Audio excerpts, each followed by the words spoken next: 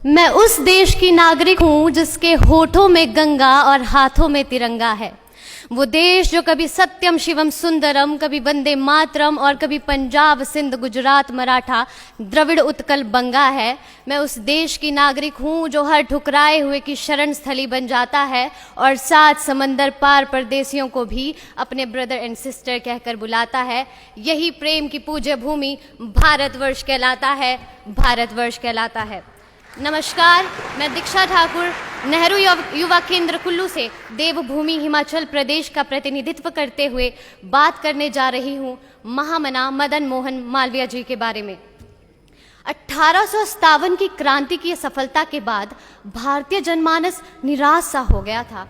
ऐसे में 25 दिसंबर 1861 को तीर्थराज प्रयाग में बालक मदन मोहन का जन्म हुआ, जिन्होंने आगे चलकर न केवल भारतीय संस्कृति का संरक्षण किया वरन शिक्षा के द्वारा परंपरागत और आधुनिक ज्ञान विज्ञान से समान्वित विकास एवं प्रसार से पराधीन राष्ट्र के आत्मविश्वास और स्वाभिमान को बढ़ाया।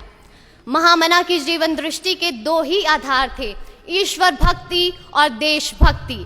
इन दोनों के उत्कृष्ट संश्लेषण, ईश्वर भक्ति का देशभक्ति में अवतरण और देशभक्ति की ईश्वर भक्ति में परिपक्वता महामना जी की जीवन दृष्टि का विशेष पक्ष था। महामना सच्चे अर्थों के तपस्वी थे। सात्विक तप के सारे पक्ष उनमें विद्यमान थे।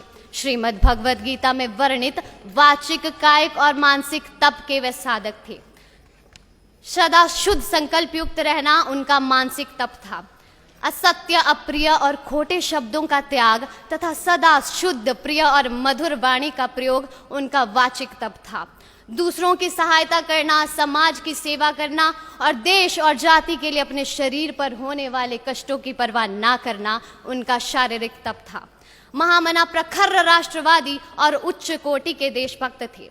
वे जाति, भाषा, संप्रदाय और क्षेत्र के आधार पर भारतीयों के मध्य बढ़ते दुराव को समाप्त कर देश को एक शक्तिशाली राष्ट्र और संप्रभु देश के रूप में देखना चाहते थे।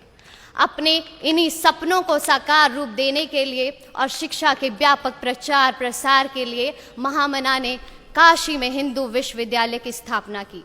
इस विश्वविद्यालय की स्थापना से महामना की परिकल्पना ऐसे विद्यार्थियों को शिक्षा प्रदान कर देश की सेवा के लिए तैयार करने की थी जो आगे चलकर देश के मस्तक को गौरव से ऊंचा उठा सके।